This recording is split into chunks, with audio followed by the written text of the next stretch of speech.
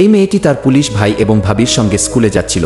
তখন তার প্রেমিক তার সঙ্গে দেখা করার জন্য রাস্তার পাশে ভিখারি সেজে বসেছিল। যখন তার পায়ে চুমু খাচ্ছিল তখন তার ভাবি দেখে ফেলে আর বলে, জ্যোতি তুমি ওখানে কি করছো? সে মিথ্যা কথা বলে এই ভিখারি আমার কাছে টাকা চাইছে, তাই দিচ্ছি। ভাই বলে, ঠিক আছে তাড়াতাড়ি দাও, আমার অফিসের জন্য দেরি হয়ে যাচ্ছে। মেয়েটি টাকা দিয়ে চলে যাচ্ছিল। তখন ছেলেটি উঠে জড়িয়ে ধরে। ভাবির সন্দেহ হয় আর পিছন দিকে তাকিয়ে দেখে দুজন জড়িয়ে আছে। সামনের দিকে ঘুরে বলে, জ্যোতি এখন কি করছো? মেয়েটি বলে সে আরও টাকা চাইছে। ভাবি গিয়ে টাকা দিয়ে বলে, এই নাও তাকে বিয়ে, তাড়াতাড়ি আসো। মেয়েটি বলে, তুমি আমাকে ফাঁসিয়ে দিবে।